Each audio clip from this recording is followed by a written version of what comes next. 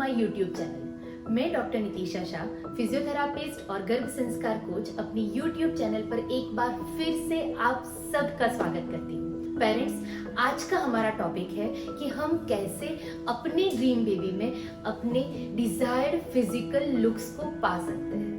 जैसे ही हम प्रेग्नेंट होते हैं, हमारे बड़े बुजुर्ग हमें सलाह देते हैं कि एक क्यूट सी बेबी की फोटो अपने रूम में रखो, या फिर कृष्ण जी की फोटो अपने रूम में अपने घर में रखो, और हमें ये भी बोलते हैं कि तुम इसे देखते रहो और जैसा तुम देखोगे वैसा ही क्यूट बेबी तुम पा सकोगे। एक साथ बहुत सारे क्वेश्चंस हमारे दिमाग में आ जाते हैं कि क्या सच में ये पॉसिबल है। हमें लगता है कि क्या सच में मैं जो कुछ भी सोचूंगी वो मुझे मिल सकता है। क्या सच में मैं जो भी क्वालिटीज, जो भी फिजिकल अपीयरेंस की क्वालिटीज अपने ड्रीम बेबी में चाहती हूँ, वो सारी क्वालिटीज क्या मैं पा सकती हूँ। तो पेरेंट्स, मैं आपको बता देना चाहती हूँ कि जी हाँ, आपका बच्चा कैसा दिखेगा, उसकी आंखें कैसी होगी, उसका नाक कैसा होगा, उसके हेयर कैसे होंगे, उसकी हाइट कैसी होगी, वो फिजिकली कितना हेल्दी रहेगा और वो शारीरिक रूप से कैसा दिखेगा, ये सब कुछ आपके कंट्रोल में है। ये सब कुछ आप तय कर सकते हैं। तो पेरेंट्स, जैसे ही हम प्रेग्नेंट होते हैं, तब से लेकर जब तक हमारा बच्चा हमारे हाथ में नहीं आ जाता, तब तक हमें इसी चीज़ की क्यूरियोसिटी रहती है कि मेरा बच्चा कैसा दिखता होगा, मेरे बच्चे की आंखें कैसी होगी, उसका नाक कैसा होगा, उसके होठ कैसे होंगे, उसका स्किन टोन कैसा होगा, उसकी हाइट कैसी होगी, वो किसकी तरह दिखता होगा, पापा की तरह, मम्मी की तरह, या फिर घर के और सदस्य की तरह।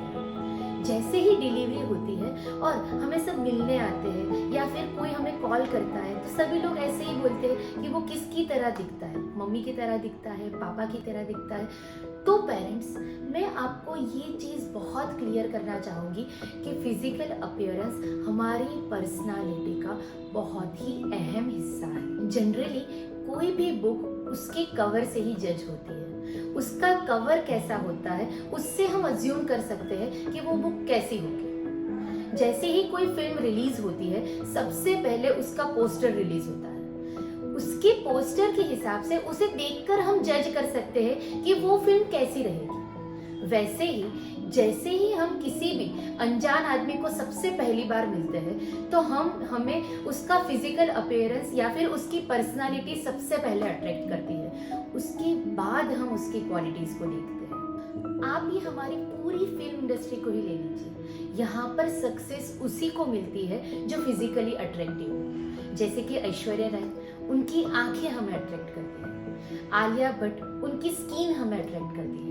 अमिताभ बच्चन, उनकी हाइट हमें अट्रैक्ट करती है। जॉन अब्राहम और अक्षय कुमार, उनका फिजिक हमें अट्रैक्ट करता है। तो यहाँ पर सक्सेस उन्हीं को मिलती है जो फिजिकली अट्रैक्टिव हो। हाँ, पर थोड़े बहुत एक्सेप्शनल केसेस भी हैं, जैसे कि नवाजुद्दीन सिद्दीकी, जैसे कि इरफान खान, पर उनको ये सक्सेस बहुत सारे स्ट्रगल के बाद मिली है, तब जाकर वो इस मुकाम पर है। तो पेरेंट्स, हमारा फिजिकल अपीयरेंस, हमारे शारीरिक अपीयरेंस हमारे कॉन्फिडेंस की नींव बनती है। जनरली हम अपने फिजिकल अपीयरेंस को, अपने दिखाव को भगवान की देन मानते हैं। हम ये मानते हैं कि हमारा बच्चा कैसा दिखेगा वो भगवान के हाथ में है। पर पेरेंट्स, मैं आपको बताना चाहूंगी कि आपका बच्चा कैसा दिखेगा, उसका फिजिकल अपीयरेंस कैसा होगा, वो तय करना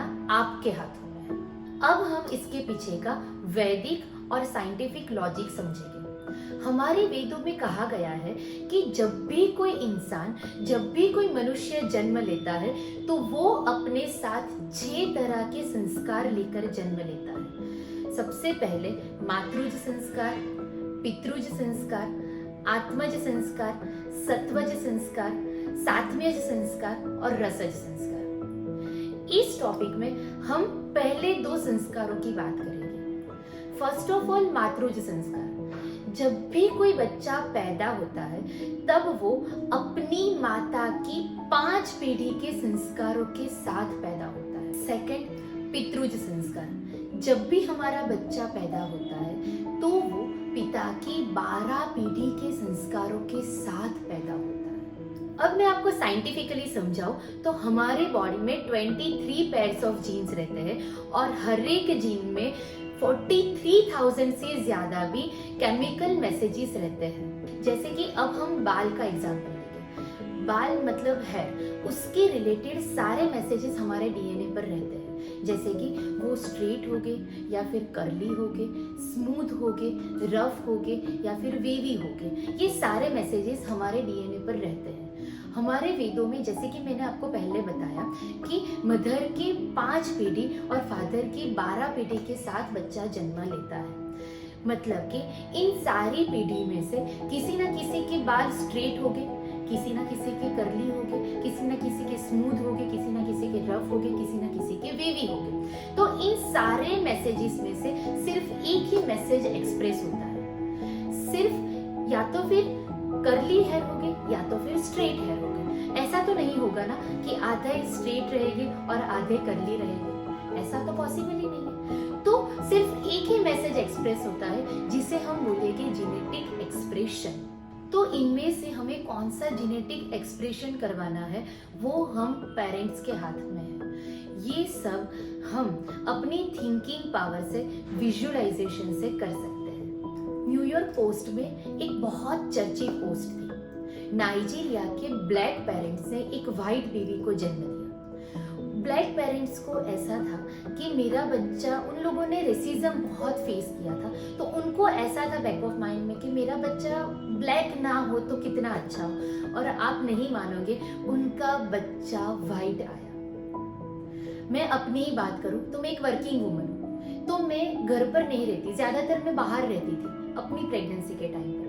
तो मैं घर पर कोई बेबी का फोटो लगाने का कोई मतलब नहीं था, तो मैंने क्या किया, अपने फोन में एक क्यूट बेबी की फोटो रख ली स्क्रीन सेवर। मैं हर बार जब भी फोन देखती वो फोटो मेरे सामने आ जाती और मैं वही विजुअलाइज करती। आप नहीं मानोगे, मेरा बेबी जियान जब पैदा हुआ तो उसके बहुत सारे फिजिकल फीचर्स उस फोटो के साथ मैच करते हैं।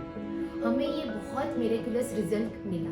मैं आपको ये भी बता देना चाहूंगी कि as a couple, as a parent, हम दोनों, मतलब हम हस्बैंड और वाइफ दोनों की हाइट बहुत ही एवरेज है। हमारे मन में बैक ऑफ माइंड कहीं ना कहीं था कि हमारे बच्चे की हाइट हमसे तो ज्यादा ही होनी चाहिए। तो इसीलिए ये सब विजुअलाइज करते करते आप नहीं मानोगे, मेरा बच्चा जब अभी 1.25 साल का है, जब भी कोई उसको देखता है तो सब यही पूछते हैं क्या ये 2.5 साल का है, उसकी हाइट इतनी अच्छी है। मैं आपको एक और एग्जांपल दूं, हमारे साथ एक कपल था। मदर को था, मतलब फादर को बाल बहुत कम थे, तो मदर को बैक ऑफ माइंड बहुत था कि मेरे बच्चे के बाल कम ना है, मेरा बच्चा बहुत सारे बालों के साथ पैदा हो। और आप बिलीव नहीं करोगे कि वो बहुत सारे बालों के साथ उनका बच्चा पैदा हुआ। एक और कपल था, उनको बहुत था कि मेरा जो भी ड्रीम बेबी हो उसकी आंखें ब्लू। आप नहीं मानोगे, वही चीज विजुअलाइज करते करते उनका बेबी जब पैदा हुआ तो उसकी आंखें ब्लू कलर की थी। उनकी 1-2 पीढ़ी में किसी की भी आंखें ब्लू नहीं थी, फिर भी ये मिरेकुलस रिजल्ट उनको विजुअलाइजेशन से मिला। ये सब हम पा सकते हैं अपनी थिंकिंग पावर से और विजुअलाइजेशन से। विजुअलाइजेशन गर्भ संस्कार का एक बहुत ही इंपॉर्टेंट टूल है। विजुअलाइजेशन से सिर्फ फिजिकल ही नहीं परंतु मेंटल, इंटेलेक्चुअल, सोशल और स्पिरिचुअल जो भी क्वेश्चन, मतलब कि हम जो भी क्वालिटीज अपने ड्रीम बेबी में चाहते हैं वो सारी पा सकते हैं विजुअलाइजेशन से। तो विजुअलाइजेशन के लिए आप जो भी फिजिकल क्वालिटीज अपने ड्रीम बेबी में चाहते हो वो सारी क्वालिटीज को अभी नोट डाउन करिए और उसको विजुअलाइज करिए। इसके साथ आप बेबी के साथ गर्भ संवाद भी कर सकते हो। गर्भ संवाद रिलेटेड एक हमारा वीडियो ऑलरेडी हमने रख दिया है यूट्यूब पर। अगर आपने उसे नहीं देखा है अब तक तो आप इस कार्ड को दबा सकते हो, प्रेस कर सकते हो, जिससे आपको गर्भ संवाद रिलेटेड और इंफॉर्मेशन आपको मिल जाएगी। विजुअलाइजेशन प्रॉपर टेक्निक में और साइंटिफिक वे में करना बहुत जरूरी है। विजुअलाइजेशन कैसे साइंटिफिक वे में करना चाहिए और कैसे आप अपनी जो भी फिजिकल क्वालिटीज अपने ड्रीम बेबी में चाहते हो, वो सारी क्वालिटीज को आप कैसे पा सकते हो, उसके रिगार्डिंग पूरा मॉड्यूल जानने के लिए आप हमारा वर्कशॉप डिवाइन गर्भ संस्कार वर्कशॉप अटेंड कर सकते हो। और गर्भ संस्कार के रिलेटेड और इन्फॉर्मेशन के लिए आप हमारा डिस्क्रिप्शन बॉक्स में दिए गए नंबर पर कॉन्टेक्ट भी कर सकते हो। अगर आपको हमारा ये वीडियो पसंद आया हो तो आप उसको लाइक कर सकते हो। अगर आप अपने आसपास में कोई भी न्यूली मैरिड कपल है या फिर प्रेग्नेंट कपल है या फिर प्लानिंग फेज में कपल है और आपको लगता है कि उनके साथ ये इन्फॉर्मेशन शेयर करनी चाहिए, तो आप इस वीडियो को शेयर कर सकते हो। अगर आप गर्भ संस्कार के रिलेटेड ऐसे ही बहुत सारे इन्फॉर्मेशन वीडियो चाहते हो तो आप हमारे चैनल को सब्सक्राइब कर सकते हो और नोटिफिकेशन के लिए बेल आइकन को भी दबा सकते हो। Thank you so much. See you soon. Happy parenting.